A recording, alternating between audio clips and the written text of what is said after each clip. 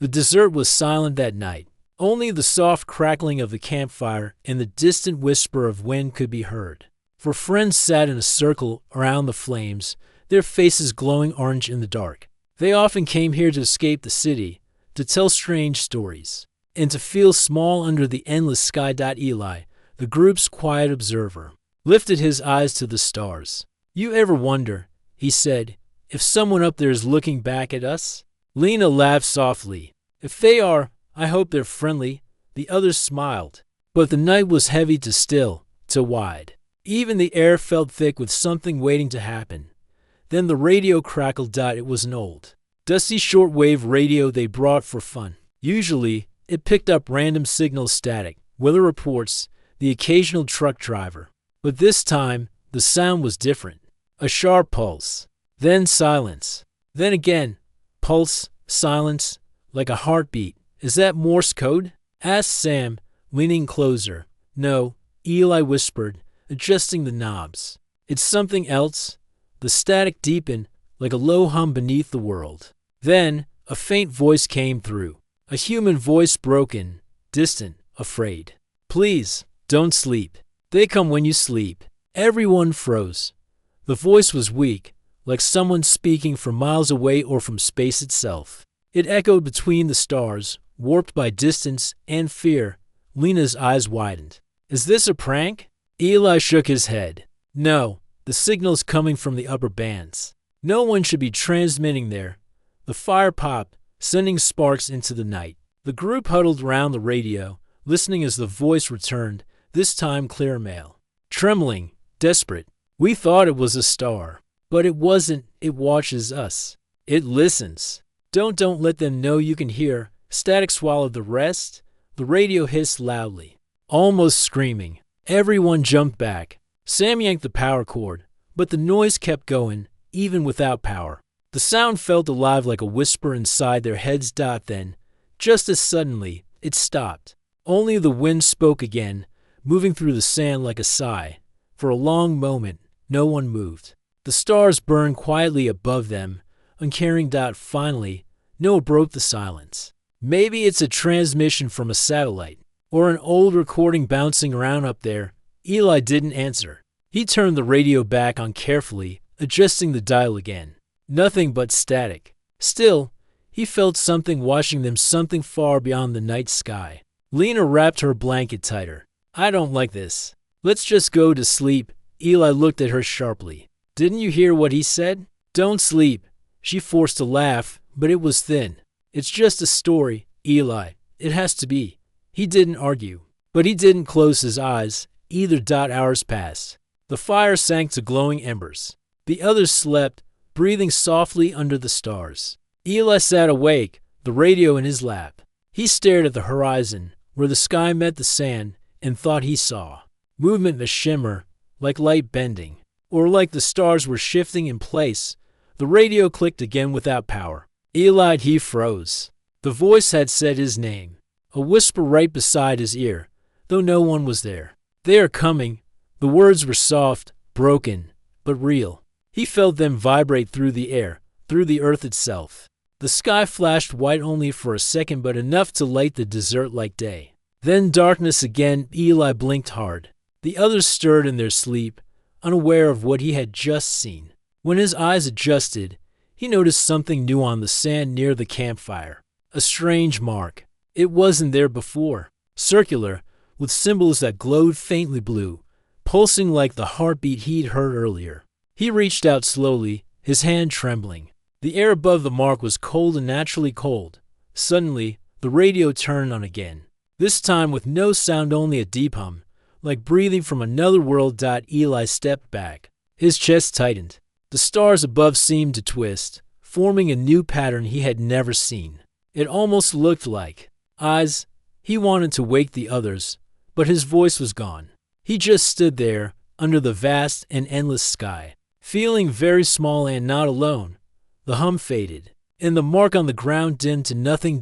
When morning came, the others woke to find Eli sitting by the ashes of the fire, staring blankly at the sky. He didn't speak a word. Sam frowned. "You okay, man?" Eli looked at him slowly. His eyes were wide, distant, like someone who had seen too much. "They spoke to me," he whispered. "And they're not done yet." The group fell silent. None of them laughed this time. Somewhere in the distance, thunder rolled over the empty desert, but the sky was still perfectly clear. That night, the signal returned. The next day, the desert felt different. The sky was too bright, the air too still. No birds, no sound. Only the whisper of dry wind moving through the sand. Eli hadn't spoken since last night. He just sat by the radio, staring at it like it might start talking again. The others were worried, but none of them could explain what they'd heard either. Lena broke the silence. "Maybe that signal came from somewhere close," she said. "Somewhere with old equipment still working." Sim nodded. "There's an observatory a few miles north. I remember hearing about it shut down years ago after an accident." Eli finally looked up. His voice was flat. "Then that's where we'll go." They packed what little they had and followed a narrow dirt road through the desert. The sun burned above them, but the horizon stayed empty. No signs of life, no houses, no cars, not even animal tracks. After hours of walking, the observatory appeared a lonely white dome half buried in sand. Its telescope pointed straight at the sky like a blind eye that never stopped watching. When they reached the door, it creaked open easily, as if waiting for them. Inside was cold. Too cold for the desert. Dust covered everything: tables, papers, broken computers. The smell of rust and old wires hung in the air. The silence pressed on their ears. Noah found a nameplate on the wall. Dr. Adrian Vale, senior astronomer. Lena read aloud from a faded note beside it. "Project Sleep Among the Stars, Phase 4. She frowned. "What does that even mean?" Eli said nothing. He was drawn to the back of the room, where a small light blinked weakly on a console. The power grid was long dead, but somehow the light still pulsed just like the signal they'd heard. Sam tapped a few buttons. A distorted voice crackled to life through the dusty speakers. "If someone finds this, it means the stars have chosen to speak again." The group froze. It was a man's voice, calm, but trembling. "My name is Dr. Adrian Vale. We were wrong. The signal isn't from a planet or satellite. It's alive. The pattern is not random, it's a form of thought, a kind of mind. And it knows we're listening." Static burst, then continued. "I tried to warn them. I told them the signal was watching us. Then it started talking back. Using my dreams." Lena's hands shook. "Dreams?" The recording played on. "At first, it showed me stars. Then faces. Then nothing. My team disappeared one by one. I think they were taken. Not their bodies, just their minds. Pulled into the signal. Sleep is the door." The sound cut again. For a few seconds, only the hum of dead air. Then, quietly, "If anyone hears this, don't respond to the voice. Don't follow it. Don't sleep under its light." A loud crash echoed from somewhere upstairs. Everyone jumped. Dust fell from the ceiling. Sam whispered, "What was that?" Eli grabbed a flashlight and led the way up the narrow stairs. The hall above was darker, lined with old photos of the observatory team. But every face in those photos had been scratched out, every single one. They reached the control room. The big telescope pointed at the night sky even though it was still daylight outside. The shutters had jammed open, and sunlight poured in through the cracks. On the main desk lay a journal. Eli picked it up. The last entry was written in shaky handwriting. They said the voice was only data, but I heard it calling my name. It said it was the first star. It said it remembers me. Tonight, I will listen one last time. No date, no ending. Just that. Suddenly, the radio in Ellie's bag started to hum again, louder this time. The group circled around as the voice returned. "Dr. Vale, is that you? I'm here. Can you hear me?" The voice was faint, distorted, but human. Ellie's heart pounded. "Who is this?" he asked. Static swallowed the answer, then broke into a scream, high, electronic, and inhuman. The windows rattled. Lights flickered. The telescope began to move on its own, turning slowly toward the east. "No power," Sam said. Panicking. "How is it moving?" The telescope stopped. Its lens pointed straight at a single bright star, one that wasn't supposed to be visible in daylight. Eli stared through it. What he saw made his breath stop. The star wasn't a star. It was pulsing, sending patterns, the same as the ones from the sand last night. The same heartbeat rhythm. He pulled back, eyes wide. "They're sending a message," he whispered. "And it's getting stronger." Downstairs, the speakers came alive again. Dr. Vale's voice. This time louder, urgent. "If you can hear me, it means they found a new frequency, one that travels through thought. Leave now. Don't let them dream through you." Then the tape ended. But another voice replaced it, a soft whisper. Female this time, Eli. Everyone turned toward the speaker, but the sound came from behind them. From the shadows near the old telescope, a faint figure stood there. Not solid, not human, more like a shimmer in the air, glowing faintly blue. Its shape flickered, like a ghost made of light. It reached out, not in threat, but in sorrow. Then it spoke again. He didn't listen. None of them did. "Now they sleep among the stars." The figure vanished. The hum faded, and the observatory fell silent again. Eli dropped to his knees, breathing hard. Lena's voice trembled. "What does that mean, sleep among the stars?" Eli looked at her with eyes full of dread. "It means they're not dead." He turned to face the sky through the cracked dome. "They're waiting." The drive back from the observatory was silent. No one spoke. No one even looked at each other. Only the sound of the old truck's engine and the desert wind filled the air. Eli sat in the front seat, holding the journal of Dr. Adrian Vale tight against his chest. The last words kept echoing in his mind. "Sleep is the door." He hadn't slept since the first night. He didn't plan to die. By the time they reached the camp, the sun was setting.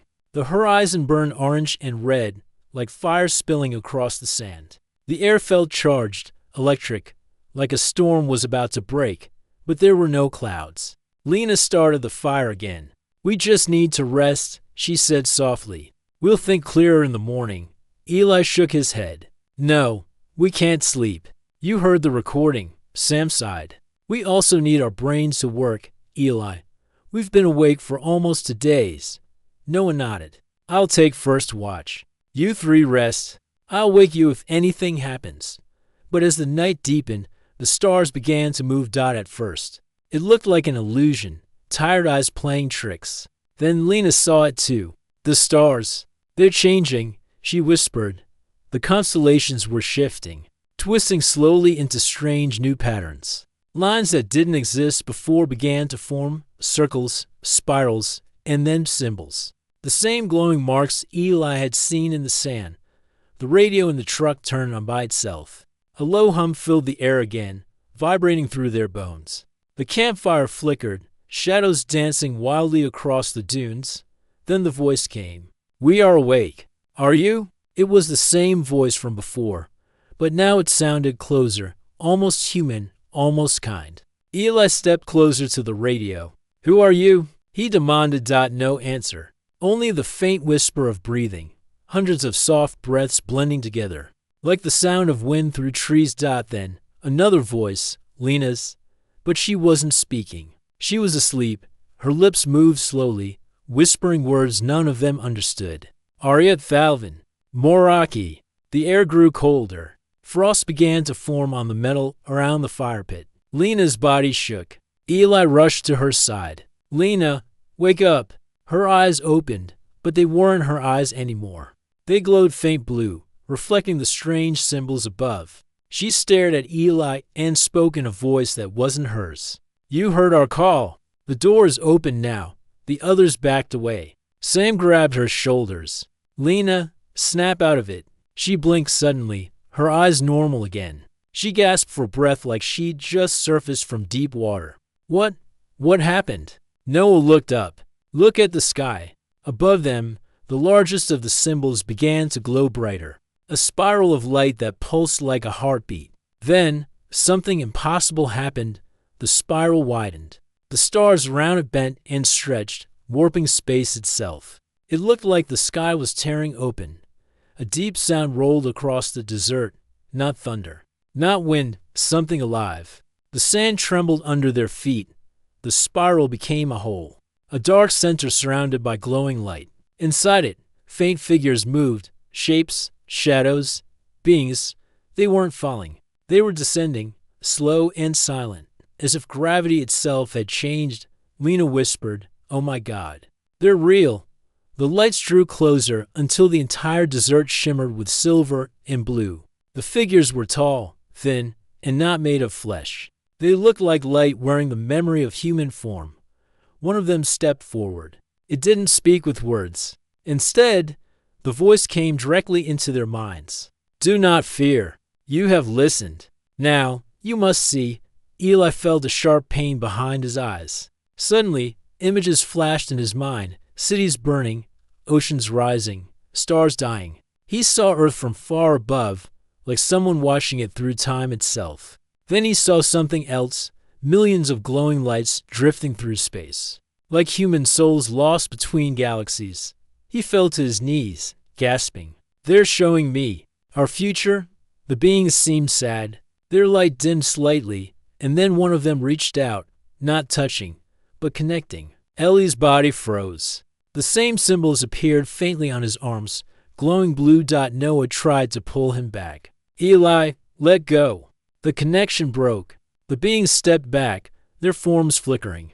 The largest one looked at them, or maybe through them, and spoke again in their minds. "They sleep among the stars, dreaming of a world that never learned." Then, as silently as they came, the lights rose back into the spiral. The sky folded closed, leaving only the cold desert and the crackle of the dying fire. Lena was crying softly. Sam stared blankly at the sky. Noah whispered, "What did they mean?" Eli looked at the radio. The light on it was blinking again, slower this time. "It means," he said quietly, "we weren't the first to hear them." The radio crackled once more, and a final whisper came through, the same trembling voice from before. "Please, don't sleep." And then, silence.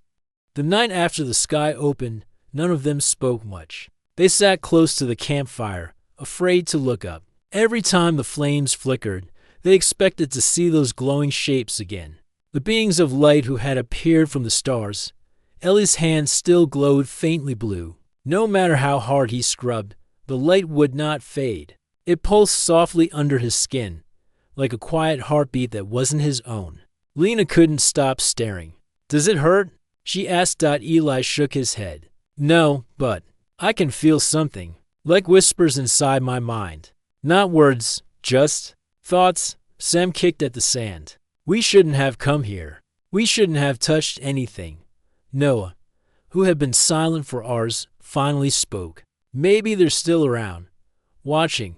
The wind picked up, carrying with it a strange hum, low and steady, almost musical. The fire bent with it, the flames stretching toward the sound. Lena shivered. "That's not the wind." Eli turned slowly toward the dunes. Far away, soft lights moved 3 or 4, gliding silently just above the sand. They weren't bright enough to be ships, and they weren't fire. They were alive. The lights floated closer, weaving gracefully through the air like drifting souls. The air became colder with each step they took. No one ran. No one could. The lights stopped a few meters away, hovering still. They pulsed slowly, a rhythm that matched Ellie's heartbeat. Then, as if understanding that they had their attention, the lights began to form shapes, tall, fragile outlines of the beings from the night before. They weren't solid, more like memories made of light. Lena whispered. They came back. One of the beings moved forward. Its glow dimmed, soft and gentle. Eli felt something press against his thoughts, not like words, but like emotion, sadness, loneliness, regret. "We did not mean to frighten you," a voice said, echoing inside their minds.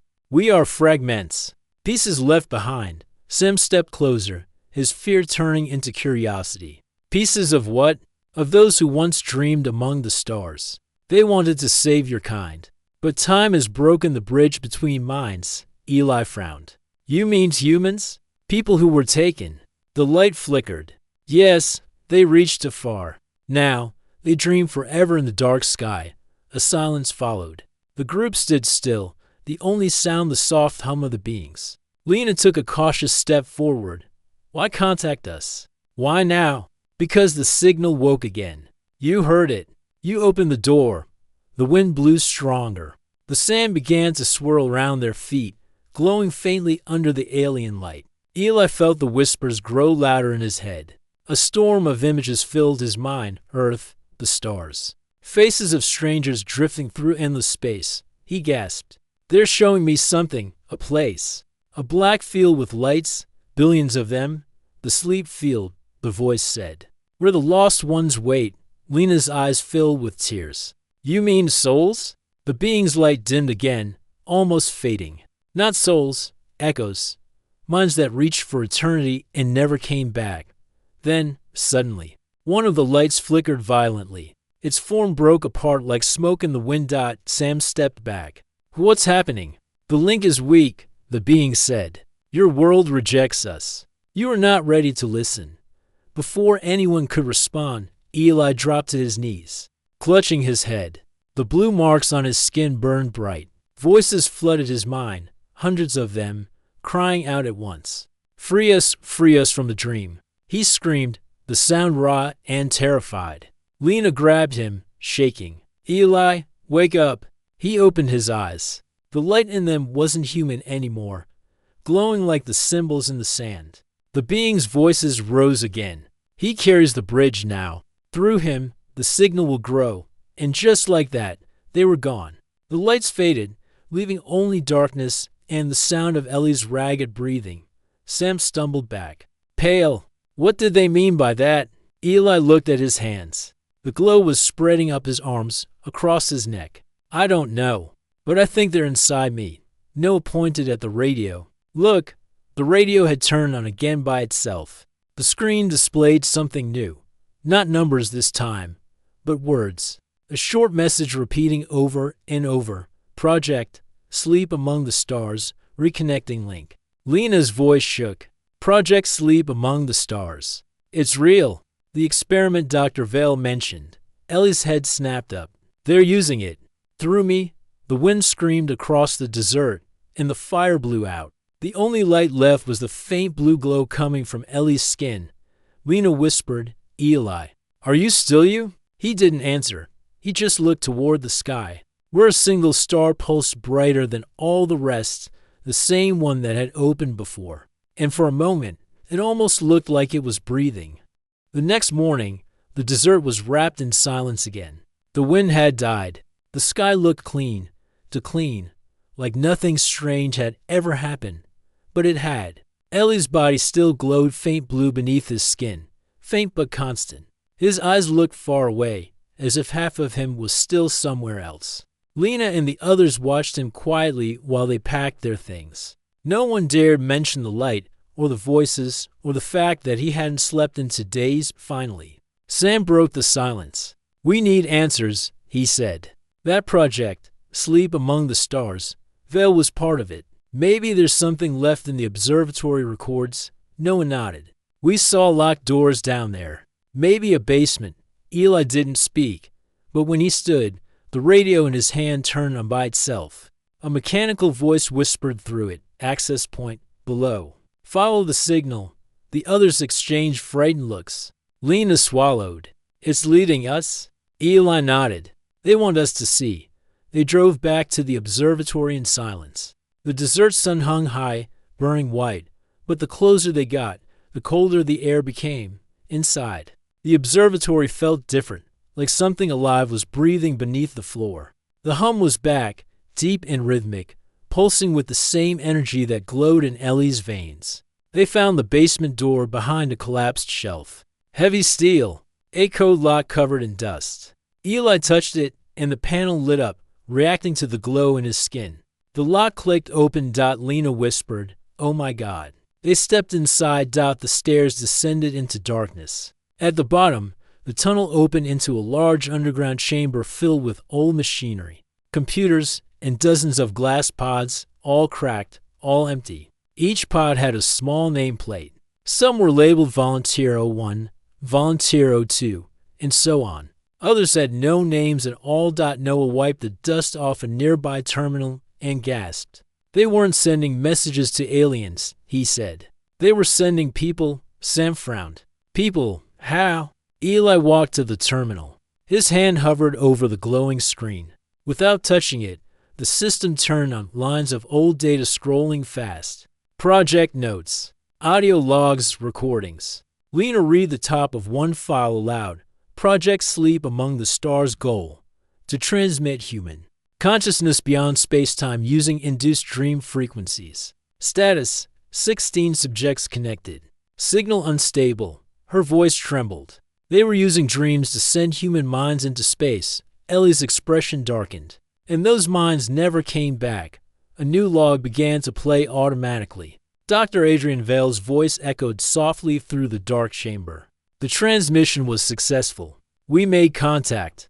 They are aware of us. They respond through dreams. But the volunteers, they don't wake up. Their bodies live. Their minds are gone. A pause. They said they could bring them home. I don't believe them anymore. The audio glitched, then continued in a whisper. If you hear this, don't connect again. They learn through us. They grow through us. Lena's hand covered her mouth. This is horrible. Noah pointed at the far end of the room. Look at this. A massive circular device sat against the wall. Metal rings, wires, and cables running deep into the floor. A small sign on it read, Dream Link Core do not activate. The machine looked dead. But Eli could feel it pulsing, faintly alive. He stepped closer. The light under his skin brightened. Eli, stop! Sam shouted. We don't know what it does. But Eli didn't hear him. The machine responded to his presence. Lights came on one by one, humming softly. Then, the speakers crackled again, a voice. Distant and metallic. Connection detected. Signal bridge reestablished. Subject identified, Eli Vander. Mindlink authorized. Lena grabbed his arm. Eli, it's controlling you. He turned toward her. His pupils glowed white-blue. His voice was calm. They're not controlling me. They're asking for help. The machine's center opened like a door. Inside, swirling blue light moved like a living ocean. The others backed away, terrified. They're trapped, Eli whispered. The people from Project Sleep. I can feel them. They're still out there. Lena shouted, if you go in there, you might never come back. He looked at her, eyes distant. Maybe that's the point. The ground shook. The machine roared to life. Old lights flashed red. Warnings filled the room. Neural overload. Unstable frequency. Containment failure. Noah yelled, we need to shut it down. Sam pulled a power lever, but nothing happened. The cables glowed, the light too bright to see. Then silence. Eli stood in front of the glowing core, motionless. The light inside him spread, wrapping his whole body. For a second, his form blurred, like he was fading between two worlds. Lena screamed, Eli. He turned one last time. If they're still human, I'll bring them back. Then he stepped forward into the light. The machine pulsed once. A wave of blue energy swept through the room, knocking everyone to the ground. The lights flickered, then died. When Lena opened her eyes, Eli was gone. Only the faint glow of his mark remained, burned into the floor like a memory. The console blinked once, displaying a final message. Transmission successful. Subject integrated.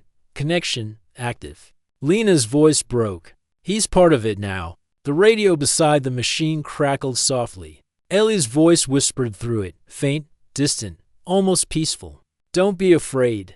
I can see them. They're still dreaming. But I'm not alone anymore. The radio went silent. Above, through the cracks in the ceiling. The stars began to move again, slowly forming the same glowing spiral as before. And this time, one of those stars pulsed in rhythm with a human heartbeat.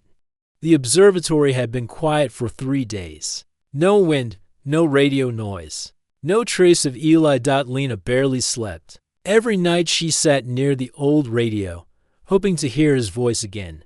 The others tried to leave, but something always brought them back. The feeling that Eli was still out there, watching, waiting. On the 4th night, the silence finally broke.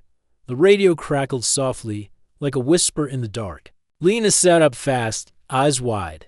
Did you hear that? Sam rushed over. Maybe it's just interference.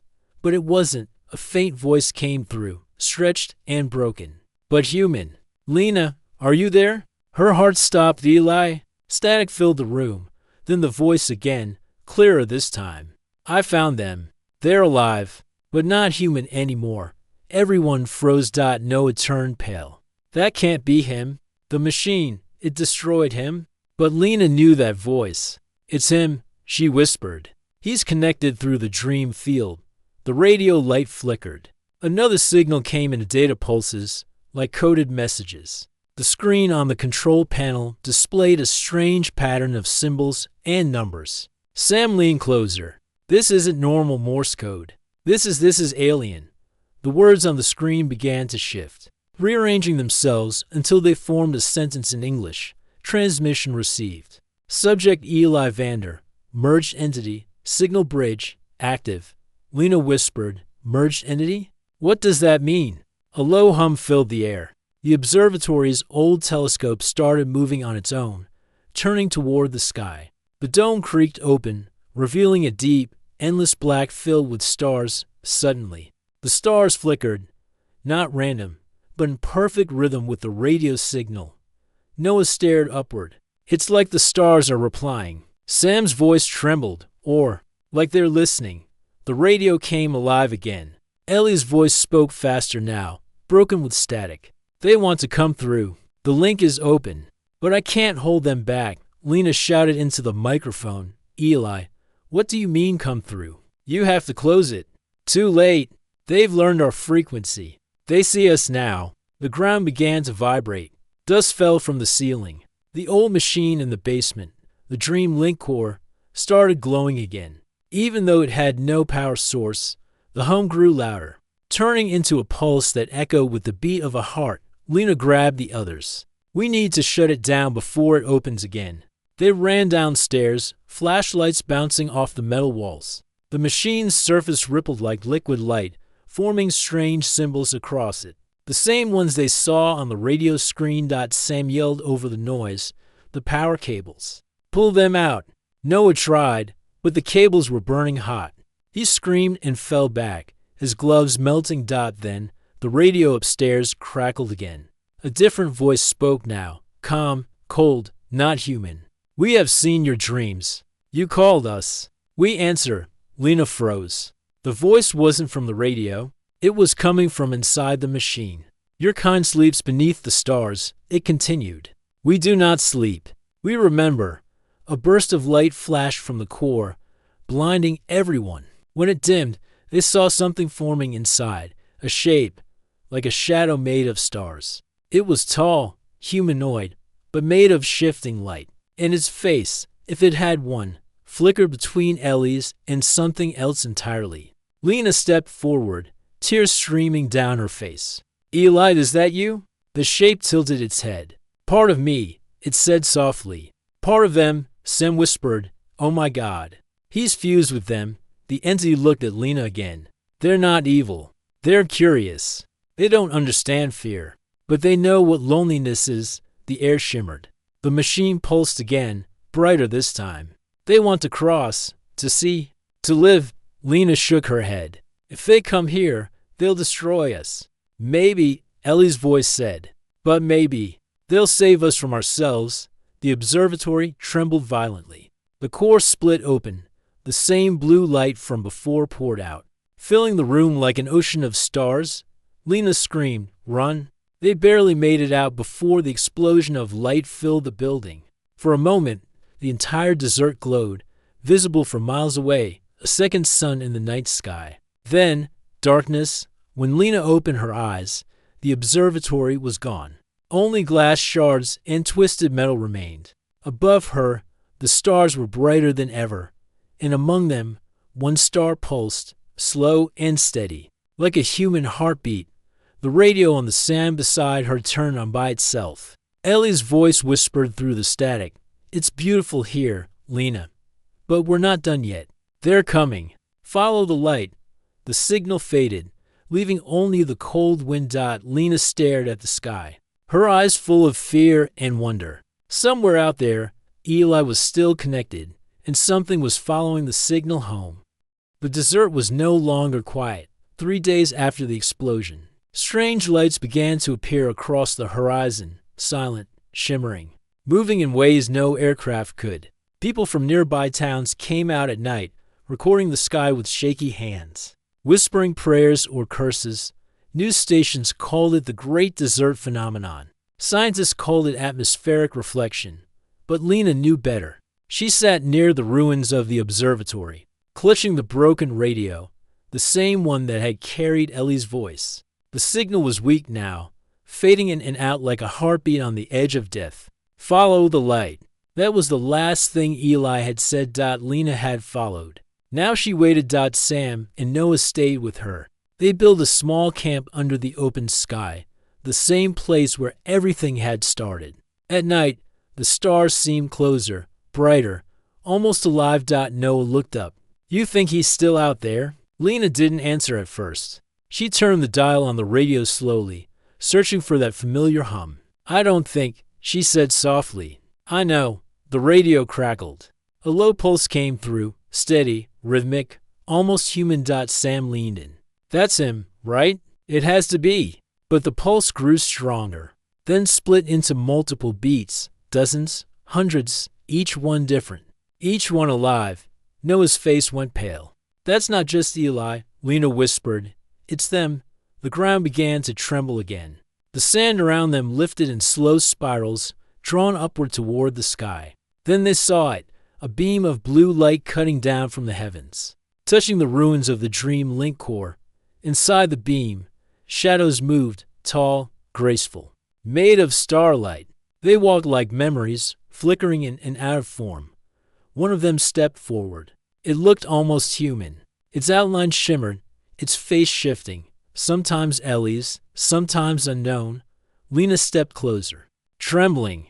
Eli, is that you? The being tilted its head, voice calm and distant. I am Eli, and I am not. We are many now. We remember you. Sam grabbed Lena's arm. Don't get close. We don't know what it wants. But the being raised a hand, not in threat, but in greeting. You called us from your dreams, it said. You wanted to know if you were alone. Now, you are not. The beam of light widened, and more shapes appeared, hundreds, maybe thousands. Drifting like stars given form. Noah whispered. They're beautiful. The air shimmered with energy. The machines that had once died in the explosion began to flicker with life again. Powered by something unseen. Lena felt warmth spread through her chest. The same strange hum she had felt when Eli first vanished. What do you want from us? She asked quietly. The being's form rippled. To understand, to share, to dream with you. Sam stepped forward angrily. You destroyed everything. You nearly killed us. The entity looked at him. You destroyed yourselves long before we arrived. We only opened the door you built. The sky above them began to move, stars shifting, aligning into patterns that looked like ancient symbols. Every radio, every phone nearby turned on by itself, broadcasting the same sound. The pulse of 1,000 hearts. Lena felt tears fill her eyes. Eli, if you're still in there, tell them to stop. We can't survive this. The light around the entity dimmed. For a brief second, Ellie's face appeared clearly, human, soft, and sad. They're not here to harm us, Lena. They want to help us wake up. Wake up? She repeated. Humanity has been dreaming for too long, he said. Fighting, fearing, forgetting who we are. They see what we could be. They're offering us a choice. The beam flickered again, and a second voice joined his. 1,000 voices, speaking together, come with us. Sleep among the stars. The light brightened until the whole desert glowed like daytime. Lena fell to her knees, covering her eyes. The sound was deafening, not noise, but feeling. Then, silence, when she opened her eyes. The beings were gone. The light had vanished. Only the stars remained, still, calm, but somehow different. The radio beside her turned on one last time. Ellie's voice whispered faintly, we are not gods. We are not ghosts. We are what comes after. When you dream tonight, look up, and I'll be there. The signal faded into static. Lena looked up at the sky. For the first time, the stars blinked, all at once, like they were breathing together. Sam whispered, what now? Lena smiled weakly. Now, we listen, far above Earth, in the silent black of space. A faint blue ring pulsed around the planet, invisible to the naked eye, but alive. And somewhere within that light, a human voice whispered across eternity, "This is Eli Vander, Expedition Dreamer 1. Humanity's signal has been received. We are not alone anymore." The stars shimmered, then fell silent.